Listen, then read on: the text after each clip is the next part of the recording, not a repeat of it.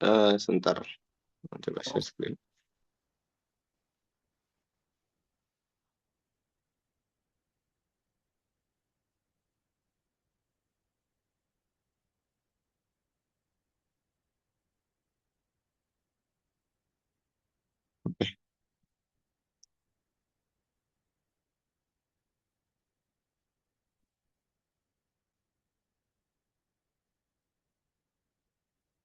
Bismillah, alhamdulillah, wassalatu wassalamu ala rasulillah wa ala alihi wa sahbihi ajma'in, amma ba'd.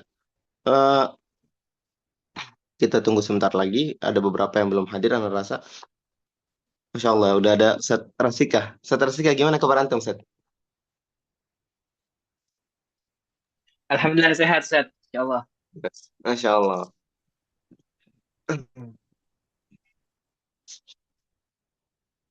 Insya Allah untuk pembahasan malam ini kita cukupkan mungkin di furudul wudu atau kalau dapat di sunan wudu juga.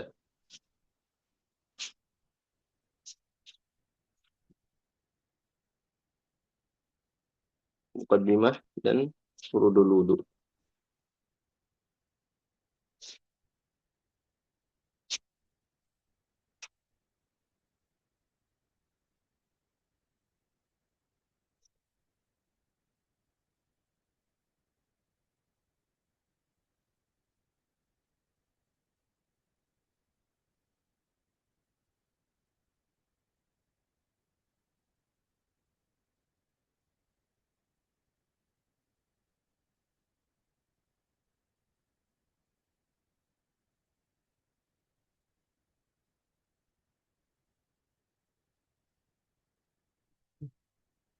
Kita tunggu 2 menit lagi, insya Allah jam 8.10 aja kita mulainya.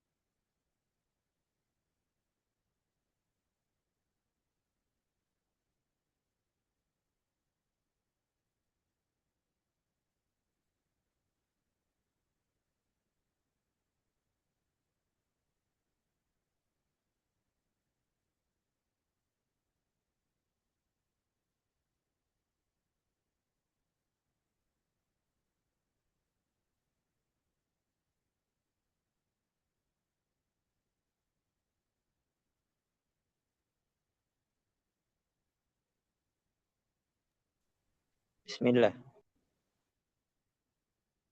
Baik, aman-aman. Oke, kita merasa sudah. Oh iya, sebentar.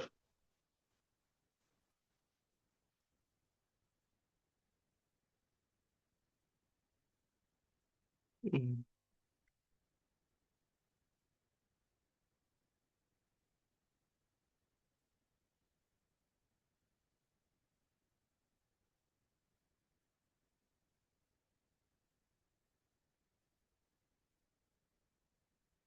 Oke.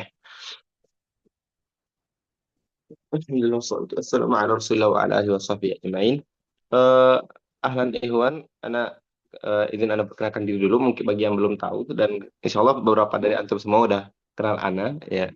Ana Saad, mahasiswa Lipia, Islam Syariat Mustawar Wabi. Ahlan bikum. Eh, Teman-teman pada Lipia juga ya. Ini ya beberapa yang Ana belum kenal. Anas, Anas, Ahlan Anas. Ustaz Ahlan. Antum Lipia juga? Ah, Iya, baru masuk ini, Mustawa 1. oh iya. Oh antum yang chat tadi ya, barakallahu fiik. Iya. Eh, Yasar. Oh, Yasar ini Abiyu ya, Abiyu.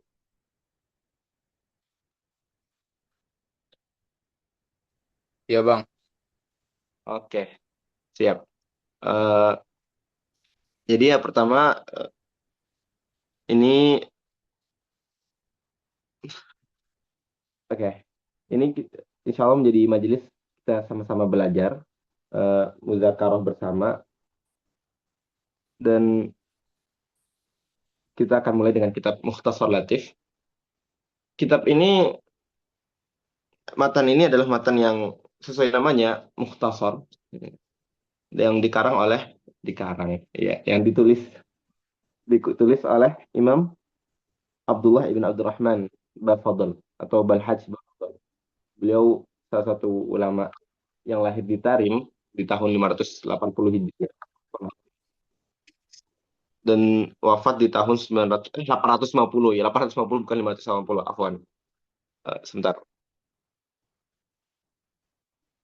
Eh,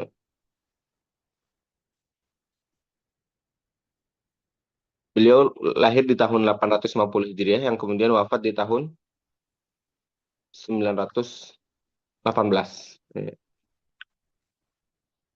Sini share screen-nya udah jelas ya? Jelas, jelas. Jelas. Oke. Ya. Eh, jadi beliau adalah Syekh Imam Abdullah bin Abdurrahman Bafadl Al-Hadrami, lahir di tahun 850, kemudian wafat di tahun 918 Hijriah.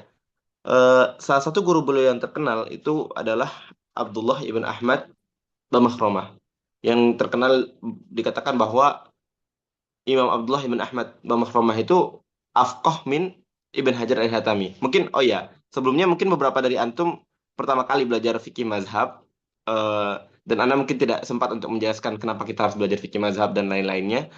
Mungkin berjalan, nanti kalau ada pertanyaan bisa ditanyakan. Kita fokus ke matan ini aja dulu. Anda sarankan kepada antum-antum semua bagi yang eh, mungkin ini pertama kali, yang mungkin di pondoknya dulu masih belajar fikih secara umum, fikih fikih sunnah, atau mungkin fikih dengan mazhab Hambali lainnya, eh, tidak apa, kita belajar saja. Nanti kalau ada yang mungkin tidak tidak sesuai atau merasa tidak cocok atau kenapa, bisa ditanyakan saja. Eh, ya, dan sudah selayaknya sebelum kita membaca sebuah matan, kita mengenal mualifnya tadi dan mungkin guru-gurunya juga. Walaupun anak sekarang tidak begitu ingat, bisa antum cari baca-baca nanti di syuruhat matan ini sendiri tentang mualif ini. Yang seingat anak, beliau belajar dari itu Imam Abdullah ibn Ahmad Bamahromah. Itu fakih yang ajib. Beliau yang dikenal hidup sezaman, kayaknya sezaman Ibnu Hajar. Dikatakan beliau tuh afqah min Ibnu Hajar Al-Haytami, lakin lam yashtahir kama ishtahara Ibnu Hajar. Dan ya, kurang lebih seperti itu. Eh, Anda rasa itu saja sedikit pengenalan terhadap mu'alif matan ini. Sesuai namanya muhtasar relatif. Jadi ini adalah muhtasar, yaitu muhtasar itu di mana muhtasar itu lawannya adalah mabsut. Ya. Muhtasar itu maknanya maqala lafzuhu. Anak rasa nggak usah nulis ya. Saya kalau nulis tulisannya terlalu jelek. Eh, nah, mukhtasar itu lawan kata mabsut, maknanya maqala lafzuhu. Jadi yang sedikit. Dikatakan sesuatu al-kalam itu terkadang yubsat lil faham, eh yubsat lil yufham wa yukhtasar lil hifaz. Terkadang para ulama itu membuat matan yang mukhtasar itu agar gampang dihafal, dan salah satu tujuan mu'alif membuat matan ini ringkas yaitu agar mudah dihafal, mudah diingat nih. Baik, kita mulai masuk ke matannya. Bismillahirrahmanirrahim. Qala al-mu'allif rahimahullahu ta'ala. Alhamdulillahi rabbil alamin, wa asyhadu an la ilaha illallah wahdahu la syarika lah, wa asyhadu anna Muhammadan abduhu wa rasuluh sallallahu alaihi wa ala alihi wa sahbihi wa sallam. Baik. Bismillahirrahmanirrahim. Pertama, mu'allif di sini memulai matan beliau dengan basmalah karena dua hal, ya. Yang pertama adalah iktidaan bi kitabillah, yaitu Al-Quran, yang kita tahu dimulai dengan Bismillahirrahmanirrahim. Juga iktidaan bi hadis Rasulullah SAW, kullu amrin dzibalin la yabda'u bismillah fahuwa aqta. Ai aqta di sini maknanya adalah qalilul barakah, yaitu apa-apa yang dimulai tidak dengan bismillah maka akan kurang keberkahannya. Bismillahirrahmanirrahim sendiri, ya, ketika kita membahas kata bismillah itu kita akan sesuaikan dengan pembahasan kita. Semisal sekarang kita membahas fikih, maka kita akan bahas dari min nahiyatil fikih, dari ranah fikih ya. Adapun jika nanti kita belajar akidah, maka kita akan mengkaji kata basmalah itu dari segi akidahnya. Bismillahirrahmanirrahim itu hukumnya sendiri ada 5. Ya. Ada 5. Dia kadang menjadi wajib, kadang menjadi makruh, kadang menjadi haram, kadang menjadi sunnah, dan kadang menjadi mubah. Ya. Bismillahirrahmanirrahim menjadi wajib kapan? Ya. Ia akan menjadi wajib ketika sholat. Ya. Yang dimana di Syafi'iyah Bismillahirrahmanirrahim itu termasuk dalam ayat dalam setiap surah. Ya. Yang berbeda dengan Hanabilah yang mengatakan bahwa Bismillahirrahmanirrahim bahkan dalam surah Al-Fatihah tidak termasuk surah Al-Fatihah itu sendiri. Makanya dikatakan sunnah untuk membacanya. Dan sah sholat tanpa adanya Bismillahirrahmanirrahim. Adapun di Syafi'iyah, ya, di mazhab Syafi'i, Bismillah itu tidak sholat kita tidak akan sah jika tidak membaca Bismillah dalam surah Al-Fatihah. Dan begitu juga di surah-surah lain, Bismillah di setiap surah itu dikatakan termasuk dalam surah tersebut. Kemudian, kapan Bismillahirrahmanirrahim itu menjadi sunnah? Ya. Bismillahirrahmanirrahim itu menjadi sunnah ketika kita melakukan hal-hal yang disyariatkan ya, atau hal-hal yang disunnahkan. Ya memang ada kemuliaan tersendiri dari syariat. Seperti misalnya takliful kutub dan lain-lainnya, mengarang kitab dan lain-lain. Sebagaimana yang dilakukan oleh mu'alif di sini. Kemudian, kapan Bismillahirrahmanirrahim itu menjadi haram? Ya, menjadi haram ketika dia membacanya ketika melakukan hal-hal yang haram lidzatihi. Ya. Haram lidzatihi. Ya memang zatnya itu haram. Berbeda dengan ketika dikatakan ketika misalnya membaca Bismillahirrahmanirrahim untuk haram li ghairihi, ya, lil ajnabi, atau anak nggak, kayaknya nggak usah kesini, ini terlalu afan. Itu saja, anda rasa jangan sampai anda terlalu tawasuk bagian sini. Haram lidzatihi, seperti misalnya Bismillahirrahmanirrahim ketika meminum khamr, ya. Meminum khamr dan lain-lainnya. Kemudian kapan Bismillah itu menjadi makruh? Ya, makruh ketika kita melakukan hal-hal yang makruh, seperti misalnya minum tangan kiri dan lain-lainnya. Atau juga dikatakan makruh ketika Bismillahirrahmanirrahim di tengah-tengah surah At-Taubah ya. Di tengah-tengah surah At-Taubah. Adapun di awalnya Ibnu Hajar mengatakan haram. Kalau tidak salah Ibnu Hajar mengatakan haram membaca bismillah di awal surah Bara'ah. Adapun di tengah-tengahnya menjadi makruh. Adapun Imam Romli mengatakan bahwa Bismillahirrahmanirrahim itu menjadi makruh secara mutlak, mau itu di awal surah Bara'ah atau di tengah-tengahnya. Wallahu a'lam. Kemudian kapan Bismillahirrahmanirrahim itu menjadi mubah? Ya, mubah ketika dibaca di saat hal yang tidak disyariatkan juga tidak dilarang. Ya, sejatinya seperti misalnya memindahkan barang dari tempat ke tempat yang lainnya. Sejauh ini mafhum?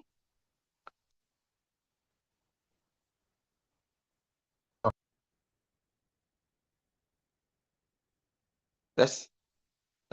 Antum ma'ai? Mafhum Ustaz. Mafhum. Ya, jadi ada 5 tadi. Oke, kemudian setelah basmalah beliau kemudian memulai dengan Alhamdulillahirabbil alamin. Alhamdu di sini kita insyaallah semua sudah mengetahuinya. Alhamdu huwa tsana, yaitu pujian. Alhamdulillahi rabbil alamin wa asyhadu an la ilaha illallah wahdahu la syarikalah wa asyhadu anna Muhammadan abduhu wa rasuluh sallallahu alaihi wa ala alihi wasallam. Anda rasa kita tidak perlu membahas secara detail terhadap mukaddimah ini. Mungkin Anda kasih beberapa penjelasan di bagian Rasul di sini ya. Wa asyhadu anna Muhammadan abduhu wa rasuluh. Di sini ada yang mengetahui apa itu Rasul?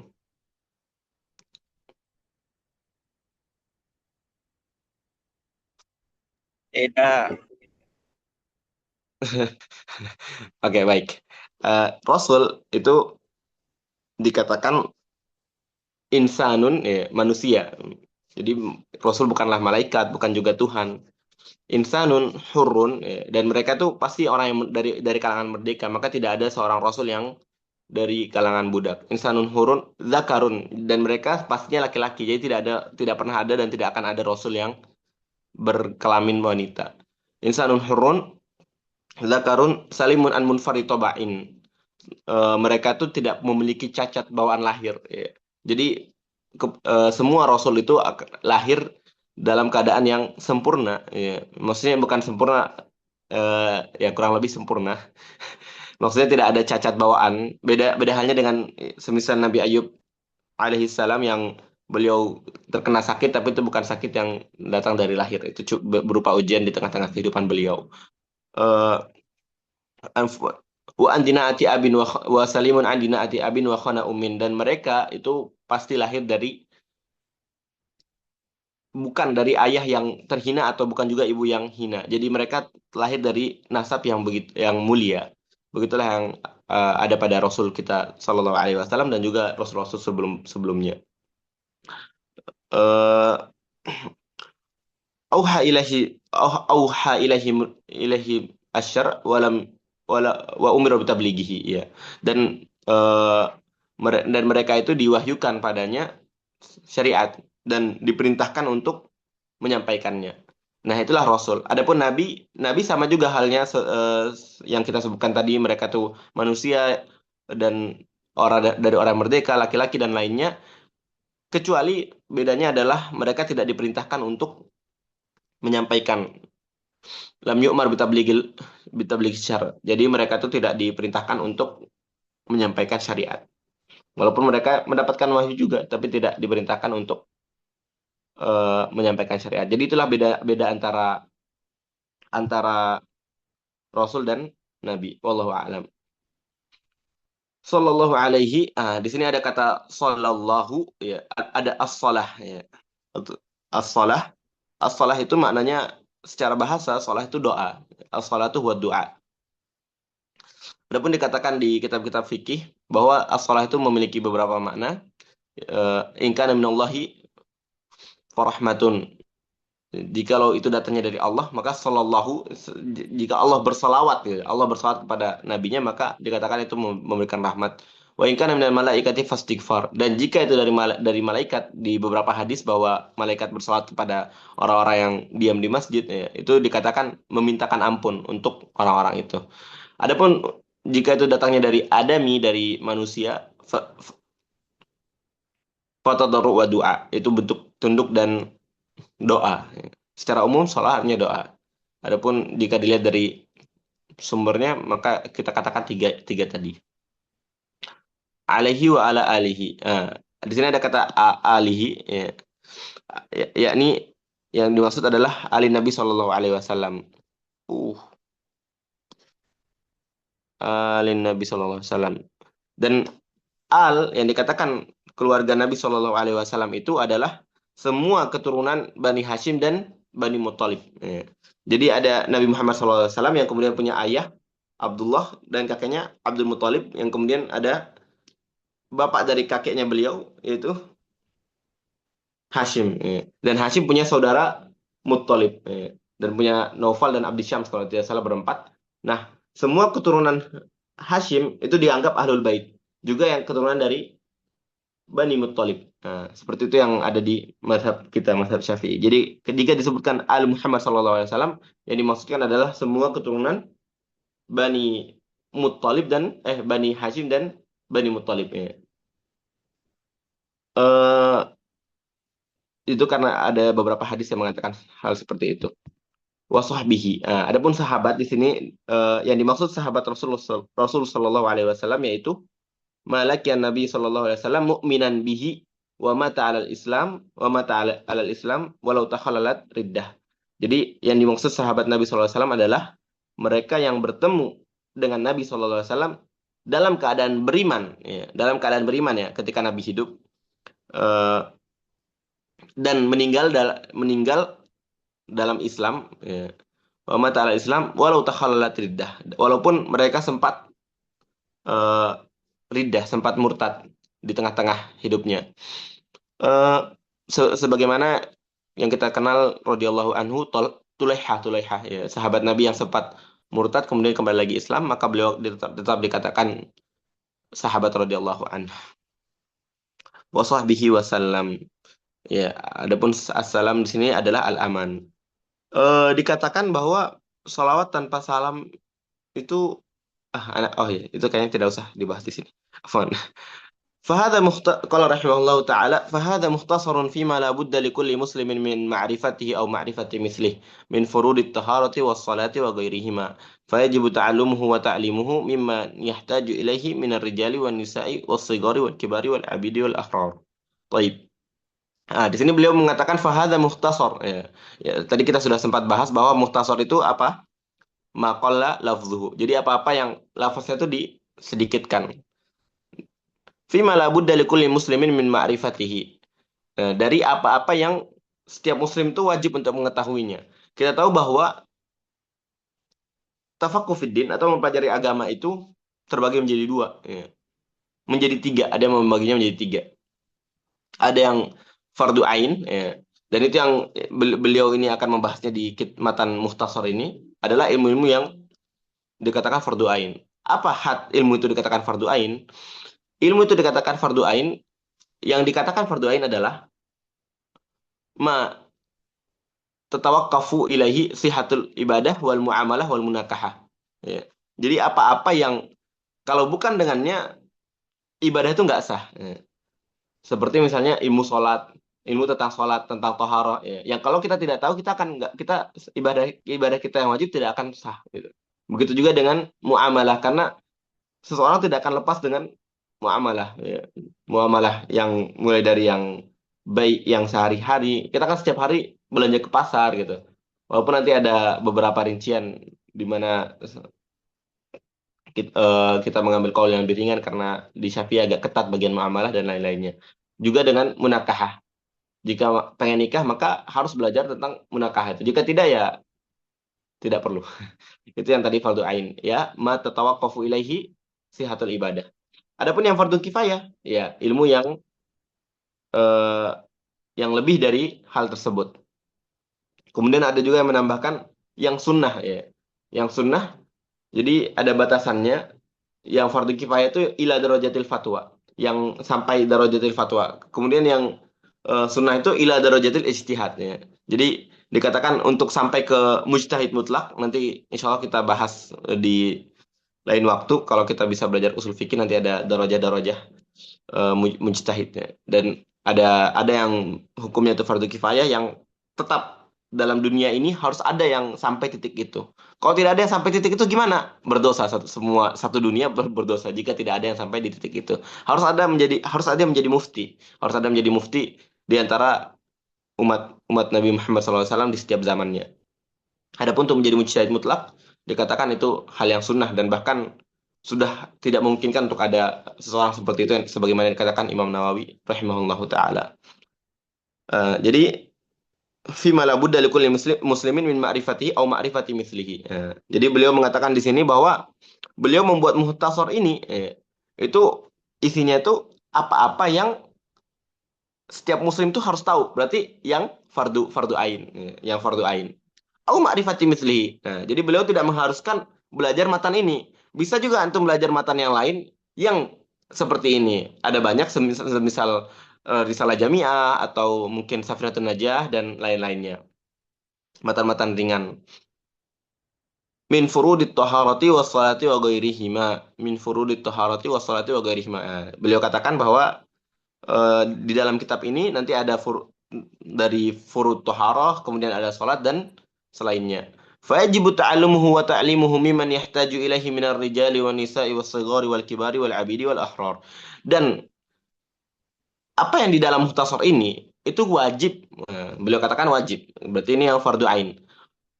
Ta'allumuhu. mempelajarinya dan juga mengajarinya kepada mereka yang membutuhkan minar rijali wan nisa'i was sigar wal kibar wal abid wal ahrar. Intinya semua kalangan, tidak ada pembatasan, mau itu budak, mau itu merdeka, mau itu anak kecil, mau itu orang yang sudah tua dan lain-lainnya, tetap wajib untuk mengetahui hal ini. Baik, sejauh ini ada yang ingin ditanyakan?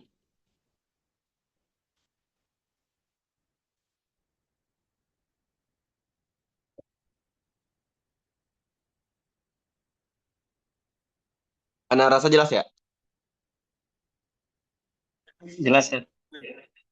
Alhamdulillah Oh, ya. wadih. Afwan Ustaz, mau bertanya sedikit. Ya, gimana itu? Ini tentang yang tadi wa alihi. Apakah wa alihi ini semua dari Bani Hashim dan apa tadi? Bani Muthalib, ya. Ya, Bani Muthalib yang beriman saja atau walaupun mereka kafir sampai mati. Oh, pertanyaan bagus. Secara bahasa Ini mereka akan tergolong ahlul bait, iya. Tergolong ahlul bait, iya. Tapi apakah kita mendoakan mereka? Tidak. Jika maksudnya doa, maka yang didoakan adalah yang beriman saja.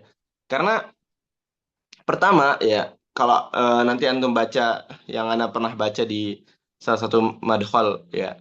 Jadi Bani Quraisy itu mereka memang punya kemuliaan, punya keutamaan, karena dalam hadis riwayat Bukhari Muslim, Nabi SAW pernah bersabda, khairukum fil jahiliyah. Anda lupa hadisnya. Nanti mungkin Anda kirimkan di grup. Intinya dikatakan bahwa Quraisy itu yang terbaik gitu. Quraisy itu yang terbaik. Akan tetapi di akhir hadis Nabi SAW memberikan qaid idza faquhu. Jika mereka itu faqih. Jika mereka itu faqih. Adapun jika tidak, maka sama aja, bahkan menjadi lebih buruk dari itu.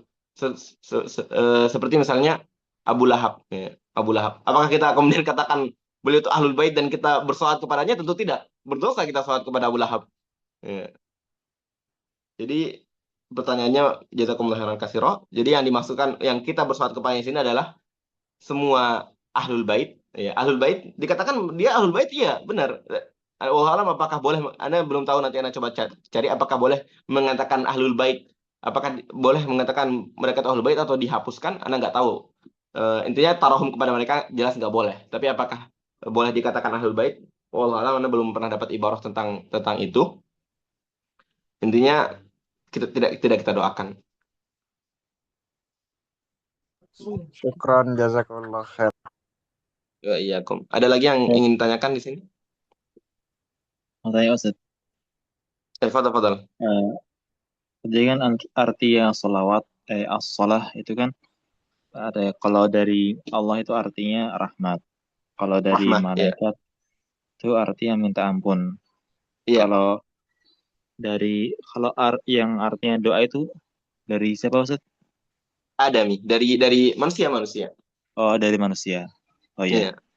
Iya. Makanya kemarin ada yang viral tuh, as-sholatu ala Jokowi. Nah, itu bisa kalau kita lihat dari sisi bahasa, itu tidak salah sebenarnya ketika antum katakan itu. Bahkan di kitab-kitab itu naso ba'dul ulama tentang bersolat kepada orang-orang yang memiliki pengaruh di dunia ini.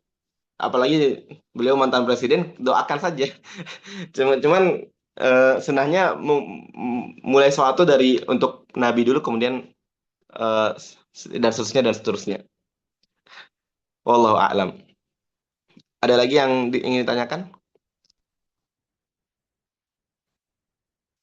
Oke.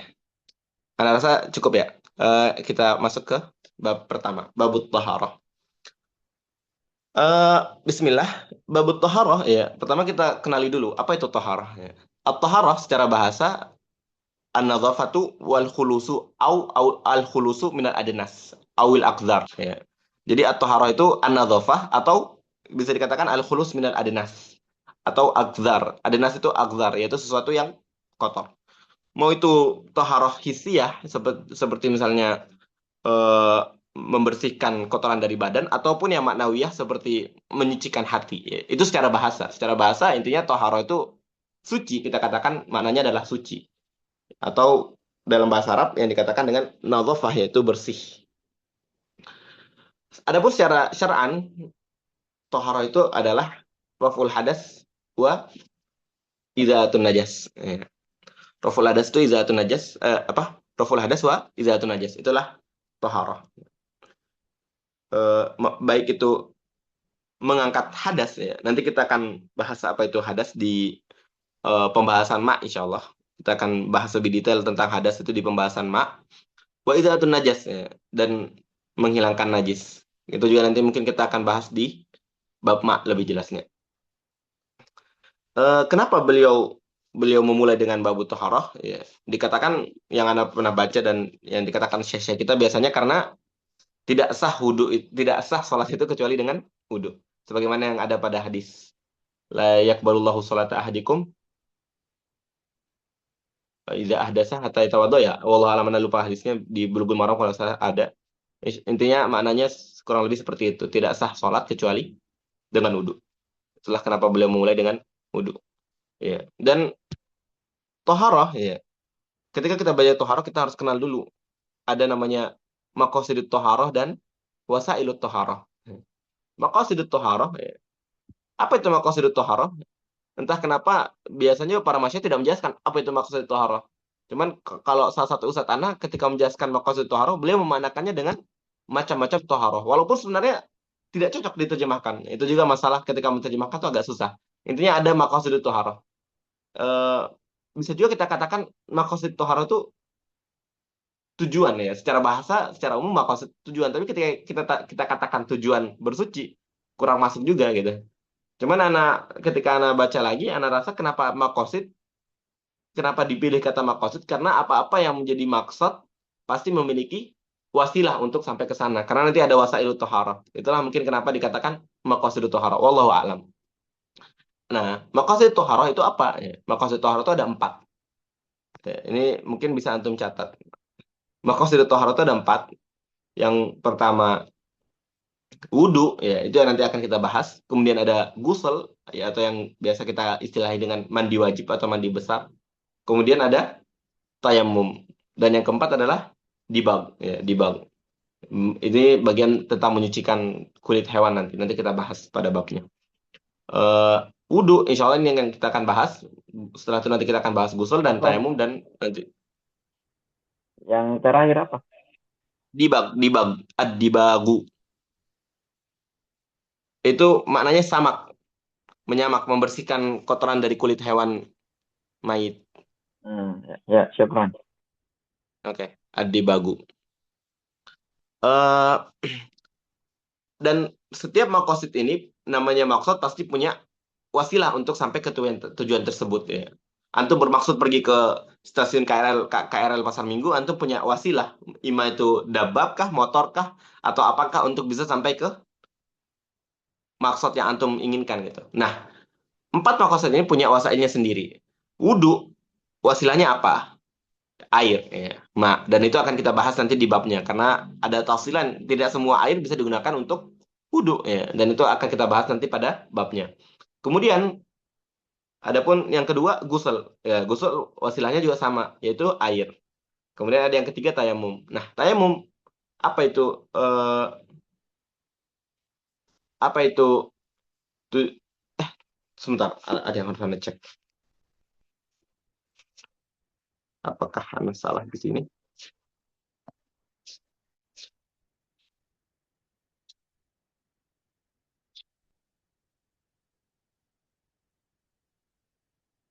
Afwan, Anda salah. Maqasid toharoh itu tadi salah. Yang keempat bukan dibag. Wasail, dibag itu wasail maksudnya. Makanya tadi Anda bingung. Jadi maqasid toharoh itu 4, wudu, gusel, tayamum, dan idzatun najasah. Afwan. Tolong diganti. Masih belum ada yang lari kan? Gini nih bahaya kalau salah terus ada yang keluar. Ada 4 tadi. Jadi wudu, gusel, tayamum, sama idzatun najasah. Tolong diganti. Yang sudah tulis tadi tolong diganti. Jadi ada 4. Afwan. Kembali lagi. Tadi kita membahas wasail ya. Pertama tadi wudu sama gusel kita tahu wasilahnya itu air. Ya. Kemudian tayamum wasilahnya apa? Itu turab. Ya. Wat turabu. Nah, Adapun nanti di idzatun najasah ya. Idzatun najasah ini yang nanti wasilahnya itu tergantung apa yang mau dibersihkan ya. Nah, nanti masuk ke dalamnya dibag. Dibag itu yang eh, kita gunakan nanti ada cara untuk menghilangkan najis yang ada di kulit hewan yang menjadi mayit. Nanti kita bahas pada babnya. Kemudian nanti ada juga salah satu wasilah dalam idzatun najasah yaitu hajarul istinja. Hajarul istinja. Ya, nanti kita bahas juga pada babnya. Apa itu hajar dan bagaimana kaifiah dan kuit-kuitnya. Jadi secara ringkas, maqasid toharoh itu ada 4. Begitu juga dengan wasail toharoh juga ada 4. Maqasid toharoh tadi itu wudhu, ghusl, tayamum, sama idzatun najasah. Kemudian wasail toharoh itu ada 4. Al-ma'u wa turabu, al-ma'u wa turabu wa dibagu, wal hajarul istinja. Oke. Jelas.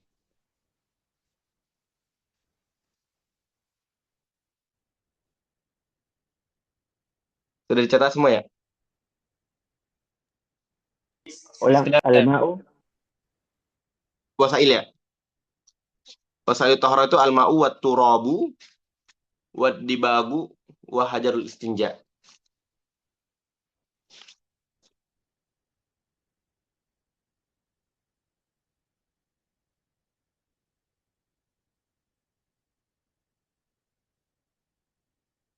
Oke, sejauh ini ada pertanyaan?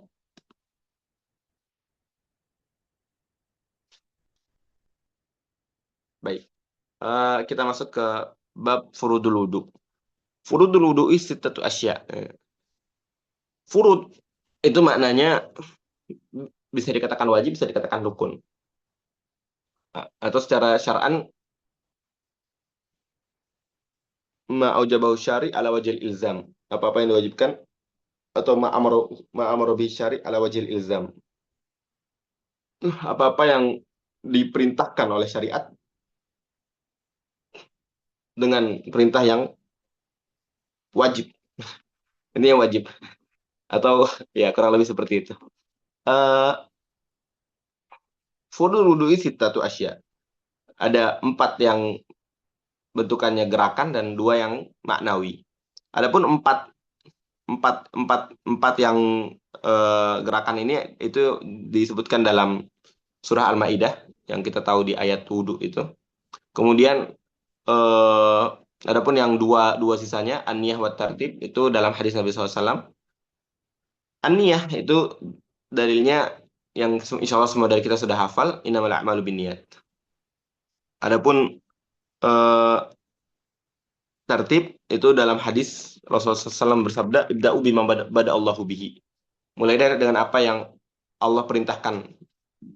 Mulailah dengan sebagaimana yang Allah perintahkan, yaitu yang ada di ayat wudhu itu. Wallahu alam. Al-awwalu an-niyatu wa hiya imma niyatu raf'il hadas aw at-taharati lis-shalah aw al-wudu'i wa takunu hadhihi 'inda ghusl wajhi.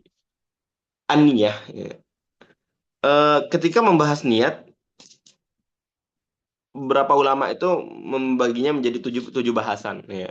Sebagaimana di Sofatul Zubat, dalam mabahisun niyah, itu hakikatun hukmun mahallun, kaifiyatun syartun, hakikatun hukmul mahallun wa zaman, kaifiyatun syartun wa maksudun hasan. Coba, kayaknya anak, antum-antum semua pegang kitab kan? Anak pakai share screen-nya pakai papan aja, ini mau nulis sedikit. Gimana cara share? Mana share?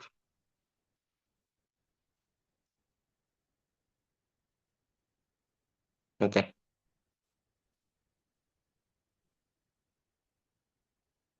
Sip. Kelihatan? Bisa kelihatan ya? Kelihatan, Ustaz. Oke, baik. Oh, sebentar, ada orang datang.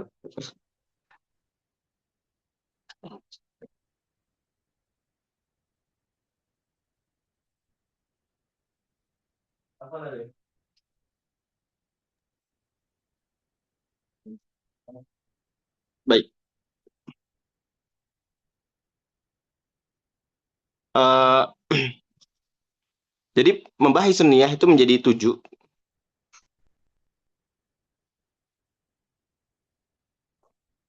Ada hakikatun. Aduh, tulisannya terlalu buruk ya. Hakikatun, hukmun, mahallun, kayak sebentar. Kaifiyatun,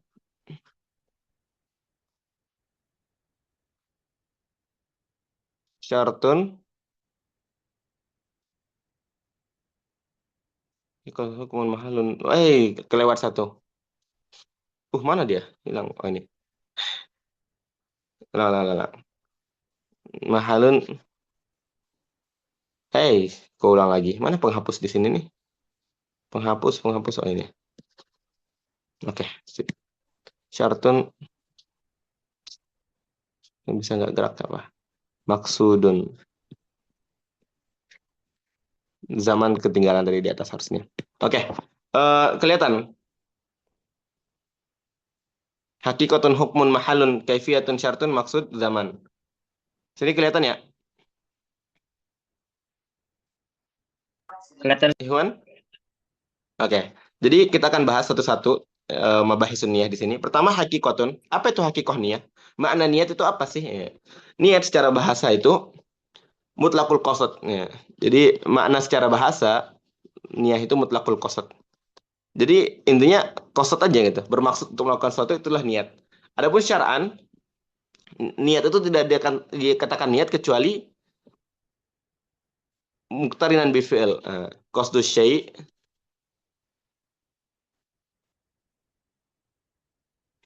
muqtarinan bil fi'il. Secara bahasa kita katakan niat itu mutlakul qasad. Jadi begitu antum bermaksud melakukan sesuatu itu sudah dikatakan niat secara bahasa. Tapi yang dibutuhkan, yang dikatakan niat dalam syarat atau yang menjadi syarat-syarat ibadah nanti itu harus muktarin bil fi'il. Yaitu harus muktarin. Jadi barengan sama fi'ilnya. Dalam artian apa? Semisal antum mau sholat isya, ya. Antum mau sholat isya. Antum berniat melakukan sholat isya dari keluar dari rumah, tentu antum sudah berniat, antum perginya untuk sholat isya. Nah, tapi itu belum dikatakan memenuhi syarat niat untuk sholat isya itu sendiri. Karena kenapa? Karena tentu sering terjadi, antum mungkin sudah ketika keluar rumah niat sholat isya, tapi pas sholat faktanya lupa tuh. Ternyata ini sholat isya ya, tadi kirain maghrib gitu. Itu kan sering terjadi gitu. Makanya niat itu harus muktarin bil fi'il. Jadi kapan? Kalau sholat yaitu ketika takbiratul ihram. Ketika takbiratul ihram, antum harus istighdor niat bahwa itu sholat isya. Gitu. Itu dia. Itu jadi khususnya muqtaran bil fi'il. Lawannya apa? Lawannya al-azm. Bisa dikatakan bahwa niat secara bahasa itu juga maknanya al-azmu. Karena al-azmu adalah khusus syai mutlaqan. Adapun niat syar'an itu muqtarinan bil fi'il. Kemudian hukumnya, apa hukumnya niat? Hukumnya niat itu wajib goliban. Ini ada apa nih? Wajib goliban. Dalam artian apa? Niat itu nggak selalu menjadi wajib. Di kebanyakan ibadah dia wajib. Makanya kita katakan hukumnya wajib goliban. Jadi kebanyakannya wajib. Sholat, wudhu, puasa dan lain-lain itu butuh niat. Tanpa niat dia nggak sah. Dan ada beberapa ibadah yang tidak disyaratkan niat seperti misalnya ghusul mayit, izatun najas dan lain-lain. Kemudian mahaluhu. Mahal. Letak niat. Letak niat itu di mana sih? Ya. Letak niat itu fil qalb. Ya. Oke. Mahaluhu fil qalb. Terus gimana kalau misalnya mau ditalafuz? Lafazin gimana Ustaz? Kalau mau ditalafuz, tafadhal. Wa yusan talafuz apa? Wa yustahabut talafuz. Kita katakan istahab aja. Wa yustahabut talafuz. Tapi untuk apa? Untuk liusa idal. Aduh, kenapa nih geser-geser? Liusa idal lisan al-qalb.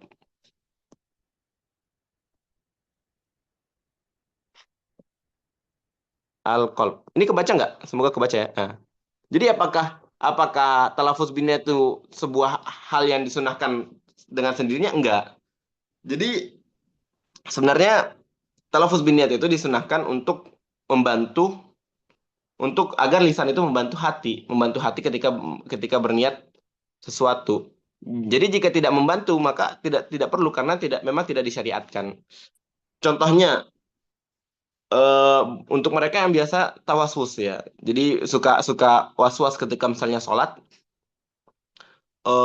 maghrib pas di tengah-tengah baru ingat itu sholat maghrib kirain sholat isya gitu. Atau kebalikannya misalnya dia diam di masjid sampai isya ketika sholat isya ngiranya maghrib tengah-tengah baru ingat ini isya ya tadi saya niatnya saya kiranya sholat maghrib itu batal sholatnya itu tidak sah yang rakaat-rakaat sebelumnya dan itu terjadi karena dulu anak ada teman itu biasa ketika sholat asar dianya nggak masbuk tapi kok tiba-tiba nambah 2 rakaat dia anak tanya kenapa dia bilang anak baru ingat ini sholat asar pas rakaat ketiga anak bilang dia bilang oh gitu anak bilang jadi rakaat pertama rakaat keduanya itu dia niatnya sholat zuhur dan itu nggak sah makanya untuk keadaan seperti ini baiknya untuk melafazkan niat agar membantu hati kita untuk yakin. Ya. Adapun jika tidak membantu juga dan alhamdulillah orangnya tetap ingat maka tidak disyariatkan dan tidak disunahkan juga untuk melafazkan niat agar tidak dikira bahwa talafuz biniyat ini ibadah sendiri, ibadah mustaqilah enggak, ibadah mahdhah enggak.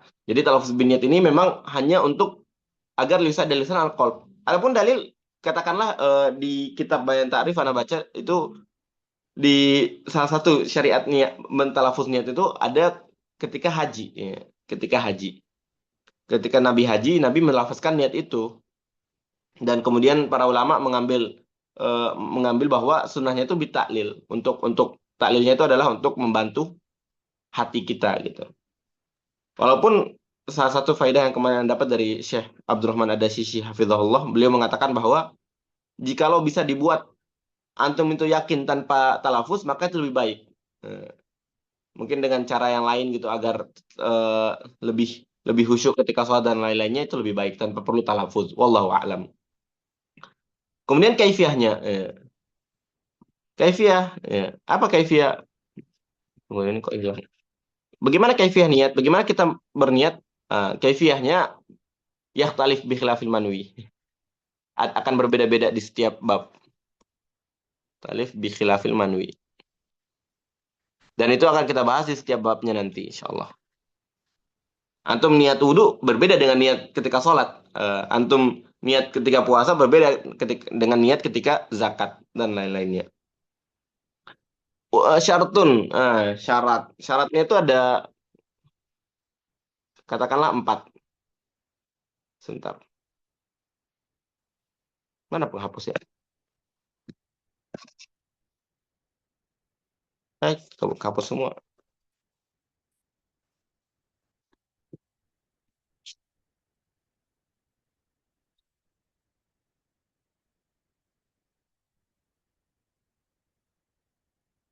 Pertama, syartun niyah. Syurutun ya, katakanlah syurut. Salah tulis lagi. Ini tulisannya kebaca kan ya?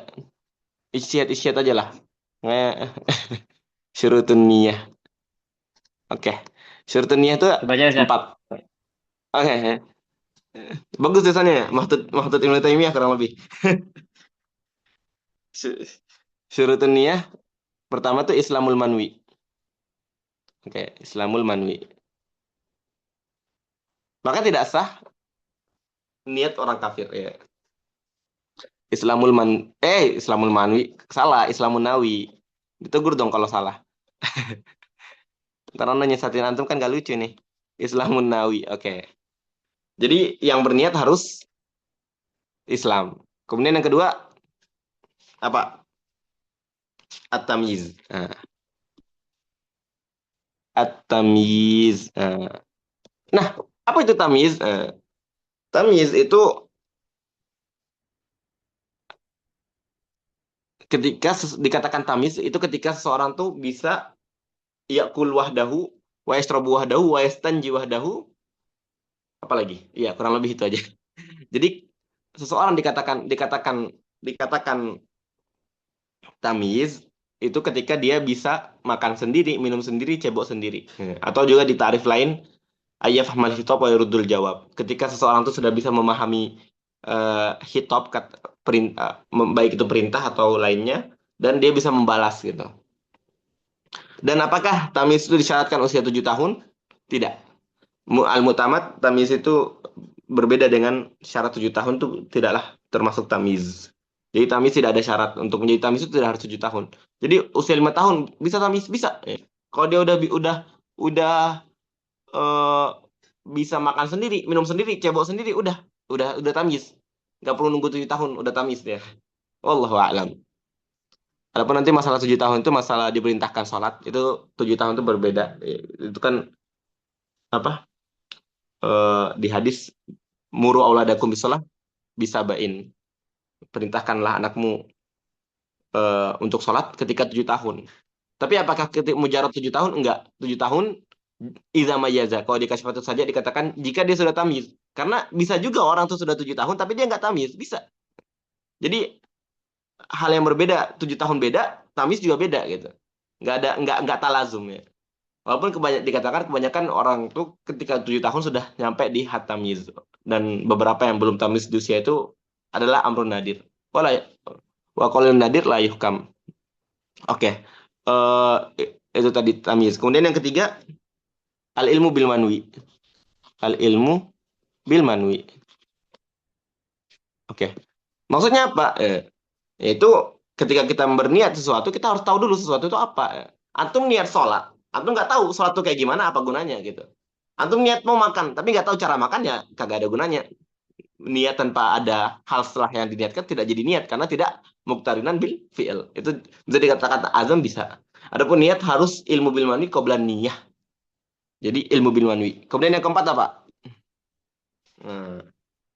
Yang keempat itu adamul ityan bima yunafihni. Adamul ityan bima yunafi an-niyah. Oke. Ini nanti mungkin pembahasannya lebih lanjut di setiap babnya. Misalnya di wudu. Di wudu itu ada beberapa yang bisa menafikan niat. Seperti misalnya niat tabarut, niat nazofah. Itu bisa merusak niat wudu itu. Nanti pembahasannya lebih rinci kita akan bahas di bab-babnya tersendiri. Atau juga taklik. Misalnya taklik. Taklikun niyah. Katakanlah antum sholat sunnah misalnya di rumah.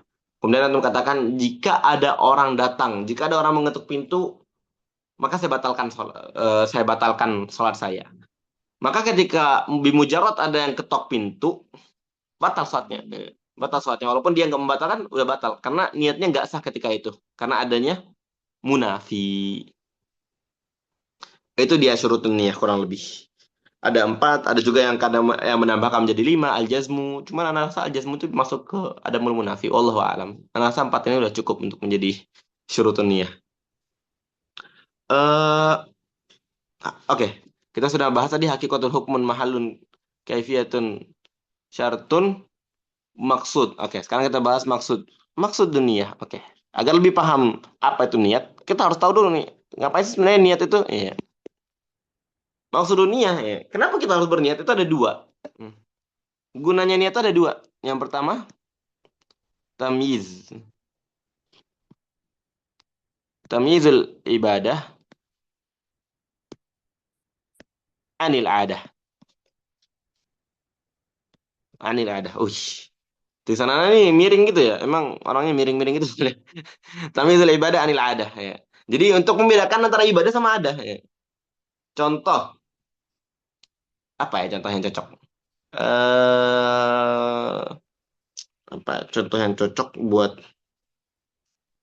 Mandi, niat? Ustaz. Oh iya mandi, mandi.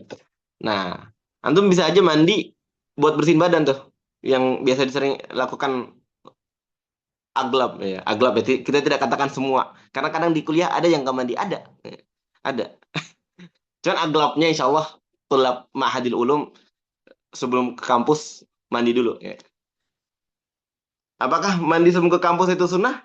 Bisa dikatakan sunnah. Gimana tuh? Karena mahal ijtima'in nas. Sebagaimana kita tahu bahwa mandi Jumat itu sunnahnya kenapa? Mandi Idul Fitri, Idul Adha itu kenapa disunahkan? Atau mandi ketika sholat gerhana kenapa disunahkan? Karena itu adalah mahal ijtima'in nas. Tempat manusia itu berkumpul. Di kampus kita ngumpul nggak? Di kelas ngumpul? Ngumpul ya, kita ngumpul. Makanya ketika mau ke kampus disunahkan untuk mandi. Karena juga innal malaikata tata'azza bima yata'azza bihi banu Adam. Wallahu a'lam. Jadi untuk membedakan antara ibadah sama adah. Karena seringkali orang mandi untuk mandi aja, tapi ada juga mandi yang diwajibkan, yaitu ketika mandi junub. Dan itu butuh niat. Karena kalau nggak niat, gimana membedakannya? Ya, sama-sama mandi, iya. Tapi ada mandi junub, ada mandi secara umum. Wallahu a'lam. Kemudian yang kedua, tamyizu marat rut bil ibadat. Ana harap kebaca ya tulisannya. Oke, untuk membedakan tingkatan ibadah atau jenis-jenis ibadah yang tadi kita gambarkan antara zuhur asar. Soal zuhur asar, kaifiahnya beda nggak? Sama, waktunya aja yang beda. Tapi bisa waktunya bareng. Kapan tuh? Kalau dia jamak ya.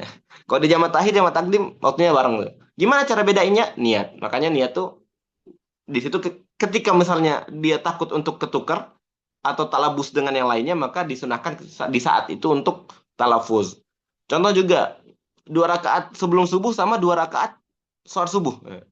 Itu kan kaifiahnya sama. Hukumnya beda. Satunya wajib, satunya sunnah. Disitulah yang membedakan dia adalah niat. Jadi niat tuh benar-benar krusial banget gitu. Dia beda niat, jadi beda tuh hal itu. Gitu. Bisa jadi orang, makanya kan salah satu, Anda lupa, apa kalau saya itu Ibnu Sirin atau siapa yang punya kata-kata ruba amalin tusagiruhun niyah. Ruba apa? Ruba amal itu sagirunian. Baru lupa anak kata-katanya. Ada yang ingat nggak itu? Kata-kata ruba Ruba tu'azimu. Amalin sagirin yu'azzimu tuqaddiruhun niyah. Oh ya, itu dia. Ruba amalin sagirin tu'azimuhun niyah wa ruba amalin kabirin tusagiruhun niyah. Ya. Jadi betapa banyak amal itu, amal yang kecil itu jadi besar gara-gara niat. Makanya ketika antum melakukan amal tuh banyakin niatnya, nggak apa-apa. Biar pahalanya itu lebih banyak gitu. Terus jadi antum duduk-duduk nongkrong di masjid nih. Niatin itikaf biar ada pahalanya. Walaupun cuma ngobrol. Ada yang ngobrol cuma ngobrol, dia nggak dapat apa-apa. Ini yang niat itikaf walaupun dia ngobrol ketika itu dapat pahala gitu kan. Makanya niat itu ajib gitu. Makanya terkadang juga sedekah. Antum sedekahnya sama-sama 5.000, tapi yang satu niatnya beda gitu. Oh, banyak jadinya pahalanya gitu. Jadi niat tuh krusial. Niat tuh penting untuk dipelajari. Oke, maksudnya itu tadi kaifiyatun syartun maksudun kaifiyatun syart tadi hakikatun hukum mahalun zaman. Oh ya, zaman kelewat ya. Kita belum bahas zamanuniyah. Zamanuniyah kapan sih? Waktu niat itu kapan? Iya, zamanuniyah. Waktu niat itu tergantung. Enggak. Waktu niat itu awalul ibadah goliban. Jadi kebanyakan waktu berniat itu adalah di awal ibadah. Kayak sholat misalnya ketika takbirul ihram, ketika wudhu, ketika ghusl wajah. Kemudian kecuali beberapa ibadah yang tidak di awal ibadah seperti misalnya puasa. Puasa itu bukan ketika mulai puasanya, tapi sebelum mulai puasa. Ya. Makanya batasnya itu sebelum sholat subuh, sebelum masuk waktu subuh ya, sebelum terbit fajar shodiq. Adapun juga yang tidak di awal ibadah itu kalau tidak salah zakat ya. Zakat itu nanti kita bahas ketika pembahasan zakat ya. Apalagi yang tidak di awal ibadah. Udhiyah. Udhiyah itu tidak di awal ibadah kalau tidak salah. Jadi intinya secara umum zamannya itu awalul ibadah ila shaum wa zakah wal udhiyah. Kurang lebih seperti itu. Itu zamanun niyah, hakikatul hukmun mahallun wa zaman, kaifiyatun syartun wa maksudun hasan. Oke, Anda rasa udah dibahas udah 7 ya. Hakikah udah, hukum udah, mahal, zaman, kaifiyah, syarat, maksud. Oke. Jadi 7 mabahis sunniyah itu tadi yang kita bahas. Mohon maaf sekali tulisannya agak kayak gimana gitu ya. Semoga bisa dibaca. Kurang lebih seperti itu. Jadi ketika membahas niat, kita bahas dengan 7 aspek ini. Semoga bisa dipahami. Oke, kita kembali ke matan kita tadi. Jadi niat ya. Niat ketika wudhu. Apa ya? Apa niat ketika wudhu? Niat ketika wudhu itu ada tiga cara.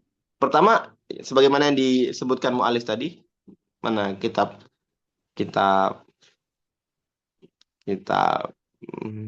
kitab kita tadi mana hilang.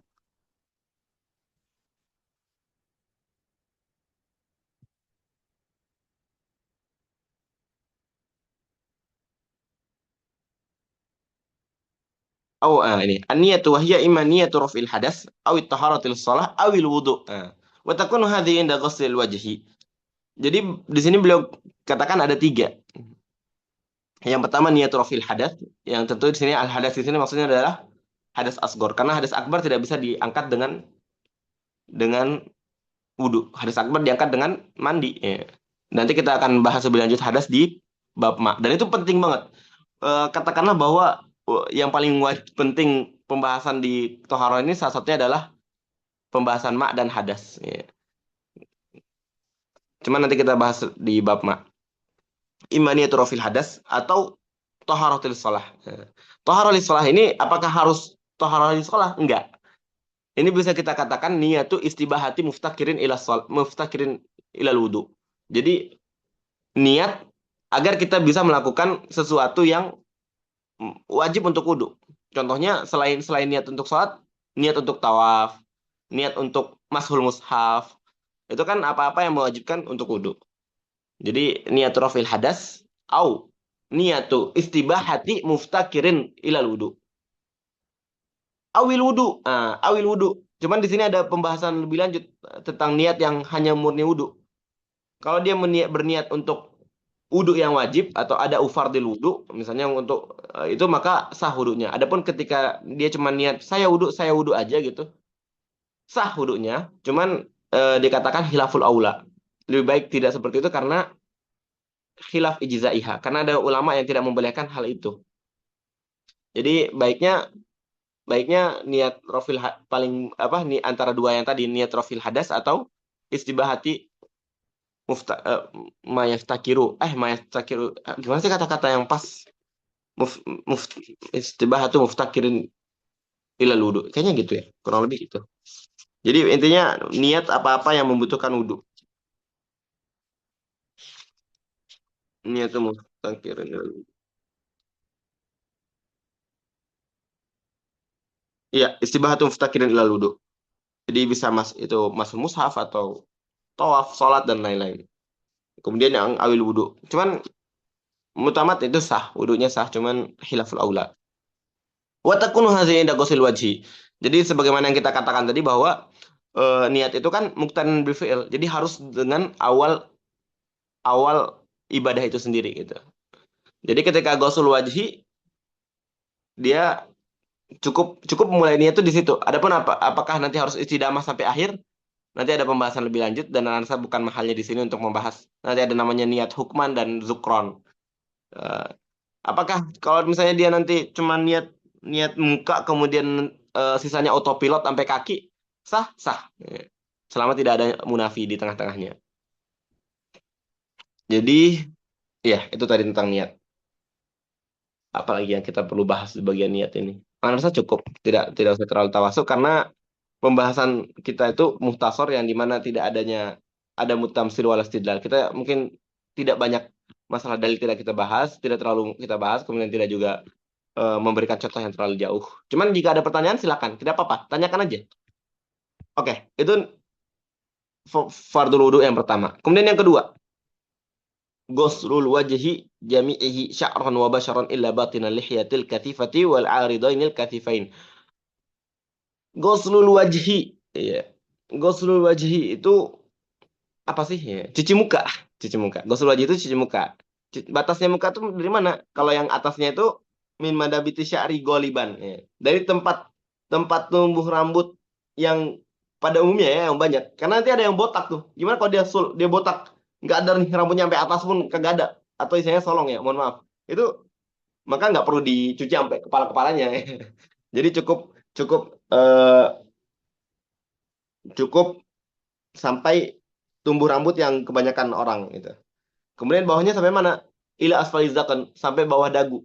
Bawah dagu atau Kalau bagi yang berjenggot maka sampai paling bawah jenggotnya, ya. Sampai paling bawah jenggotnya. Adapun dari samping, kalau ardon itu kan tadi tulan ya, secara tinggi, maka dari tempat awal tumbuhnya rambut secara umum sampai dagu atau sampai ujung jenggot. Adapun dari samping maka mabainal uzunain. Nah, di antara dua dua telinga ini. Nah, hukum cuci muka ini wajib dan semua rambut yang ada di wajah, baik itu bulu mata, bulu apapun itu semua wajib dibasuh. Ya. Kecuali, jadi di sini kan beliau katakan ghusl wajhi jami'ihi. Jadi semua yang dikatakan wajah wajib dibasuh. Sya'ran wa basyaran. Mau itu rambut, mau itu kulit wajib dibasuh. Kecuali, sini ada kecualinya. Illa batinal lihyatil kathifati wal aridainil kathifain. Kecuali bagian belakang, bagian dalam, bagian belakang jenggot yang lebat. Nah, yang lebat. Jadi kalau nggak lebat, wajib dibasuh semuanya. Dan apa itu hat lebat? Ya, dikatakan lebat itu ketika kulit tidak bisa terlihat lagi. Fi majalisit takhotub. Jadi ketika eh, kulit di bawah jenggot itu nggak kelihatan lagi. Kalau misalnya kayak Ana nih, ini kan masih kelihatan nih, kelihatan kulitnya. Maka ketika kulitnya kelihatan, jenggot tuh wajib dibasuh semuanya. Jadi kalau dia lebat maka yang wajib dibasuh itu cuman zohirnya aja. Adapun untuk tahlil ke dalamnya itu tidak wajib. Itu maksudnya ke sunnah. Juga di sini dia bilang wal arido ini kasifain. Arid itu yang tumbuh di jambang lah. Kalau istilah orang tuh kalau saya jambang ya, antara idar pipi, tulang pipi sini sama tempat jenggot, tempat dagu. Jadi yang di sini, jenggot yang di samping kalau Anda bahasa. Jenggot yang di samping. Itu juga seperti itu. Jadi ketika kalau dia khafifah atau nggak lebat, tipis, yaitu hatnya kalau misalnya masih kelihatan kulit wajah, maka wajib dibasuh semuanya. Kalau udah lebat, nggak kelihatan kulit wajah, maka cukup membasuh zohirnya aja. Adapun takhlil untuk masuk ke dalam-dalamnya, itu sunnah. Nah, bagaimana kalau misalnya dia punya bulu di jabhah, di jidat, terus lebat, nggak kelihatan kulit jidatnya, tetap wajib dibasuh sampai sedalam-dalamnya. Gitu. Jadi semua bulu-bulu yang di dalam muka ini ada 20 kalau nggak salah jumlahnya. Itu ada 20 jenis bulu yang ada di muka. Itu wajib semua dibasuh. Kecuali dua yang tadi. Kecuali dua yang tadi kalau lebat. Kalau nggak lebat, wajib dibasuh semuanya. Jadi itu. Dan kefiah kamalnya, kalau antum mau wudhu antum sunnah sampai maksimal ya, sampai sunnah-sunnahnya, maka disunahkan untuk melebihkannya. Gurrah. Itu ada hadis gurrah wa tahjil yang disyariatkan melebih-lebihkan di hadis asbigul wudu itu dikatakan sunnah untuk mengambil sebagian dari kepala juga sebagian dari telinga ya. Karena malayatimul wajib ila bihi fahuwa wajib, maka untuk melengkapi wudu kita maka ambil sedikit bagian telinga juga ambil sedikit bagian kepala. Wallahu a'lam. Itu ghusl wajah. Kemudian as-salisu ghusl yadayhi ma'al mirfaqaihi. Aliyat ya, aliyat itu aliyat secara bahasa itu min ru'usul asabi ila ini apa pundak katif ya iya katif dari ujung jari sampai pundak itu yang dikatakan tangan. Tapi kalau pembahasannya itu yang dibahas di wudu itu min ru'usul asabi ila mirfaq sampai siku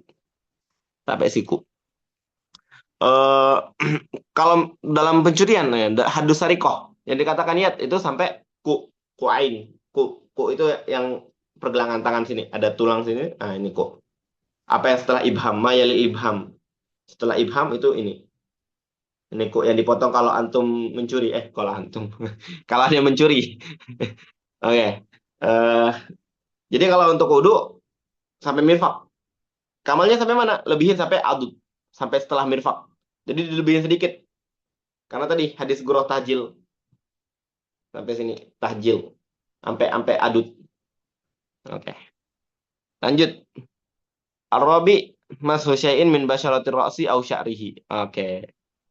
Jadi yang keempat adalah mashu syai'. Mencuci sebagian dari basyaratir ra's, mau itu kulit kepala atau rambutnya. Walau ba'da sya'ratin fi haddihi. Atau sebagian dari rambut aja fi haddihi yang termasuk hadnya. Jadi batasannya. Jadi batasan rambut wajar kalau nggak salah itu sampai mangkip, sampai pundak. Kalau misalnya dia punya rambut sampai sampai katakanlah sampai punggungnya, sampai kakinya gitu. Boleh nggak dia basuh basuh rambutnya aja? Nggak sah. Jadi bolehnya itu sebagian rambut dari tempat tumbuh yang pada umumnya.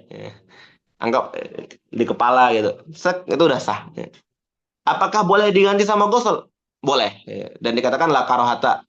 Nggak ada kemakruhan ketika dia menggantinya dengan gusol. Walaupun yang lebih afdol adalah masah. Kaifiyah kamalnya gimana? Ya seperti yang mana yang kita tahu, kita mulai dengan dari awal tempat tumbuh rambut depan sini sampai belakang, kemudian dikembalikan ke depan. Kemudian ambil air baru, kemudian telinga. Zahiruha wa batiniha. Jadi sunnahnya kalau di kita itu telinga itu nggak langsung. Di Syafi'iyah itu telinga itu nggak langsung. Tapi ambil air baru, kemudian menggunakan air baru untuk mencuci telinga. Al-khamis ghuslul jilaihi ma'a ka'baihi. Yang kelima adalah mencuci kaki sampai ka'ab. Ka'ab itu tuh mata kaki yang nimbul-nimbul itu ka'ab. Kamalnya sampai mana? Dilebihkan sedikit sampai di atasnya. Hadis Goroh Tahjil. Jadi antum cuci dari ujung ya set. Ya. Kemudian asadis at-tartibu hakaza. Yang keenam adalah melakukannya dengan tartib sebagaimana yang kita sebutkan tadi 1 2 3 4 5. Oke. Itu dia tadi belajar wudhu dan tadi itu qadar ijza. Adapun nanti sunnah-sunnahnya kita bahas. Karena rasa kayaknya karena udah jam 21.18 kita sisakan untuk tanya jawab.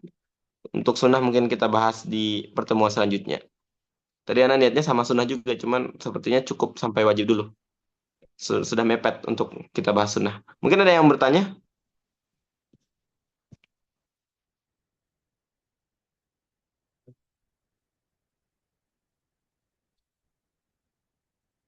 Ini ya kurang lebih seperti itu. Ana juga masih sangat kurang ilmunya, masih sama dengan antum-antum semua. Kita sama-sama belajar. Di sini ada Ustadz Rasikah ini. Beliau Ustadz Ana, beliau menemani kita di sini. Jika butuh nanti bisa ke beliau ya. Kalau pertanyaan yang lebih lanjut itu ahlinya. Ada pertanyaan sampai di sini? Insya Allah jelas ya. Halo, orang masih pada ada nih kan? Ini ada rekamannya ya. Jadi kalau yang mau dengar rekaman bisa ada rekamannya insya Allah. Kalau nggak ada pertanyaan, kita cukupkan aja di 9.20. Insya Allah pertemuan selanjutnya kita lanjut. Oh ya, untuk antum-antum yang ingin membaca syarahnya, ada apa? Yang Anda rekomendasikan baca Bayan Ta'rif ya. Al-Bayan wa Ta'rif. Al-Bayan wa Ta'rif. Itu insya Allah penjelasannya sangat cukup dan mungkin ketika antum sudah baca itu maka tidak perlu lagi hadir di sini ya. Karena lebih seperti itu. Atau Bidayatul Faqih Syafi'i punya Syekh Labib juga. Walaupun Anda belum pernah baca itu, Anda nggak tahu gimana isi detailnya. Bayan Ta'rif alhamdulillah udah Anda baca itu sangat mantap lah. Kurang lebih seperti itu. Anda rasa ini cukup. Kalau ketemu di Libya, siapalah. Kita semua satu almet. Siap. Oke, Ustaz. Oke. Jazakumullah khairan atas atensinya. Kita sempurnakan dengan kafaratul majelis. Subhanakallahumma bihamdik. Subhanallah. La ilaha illa anta. Astaghfiruka wa atubu ilaik.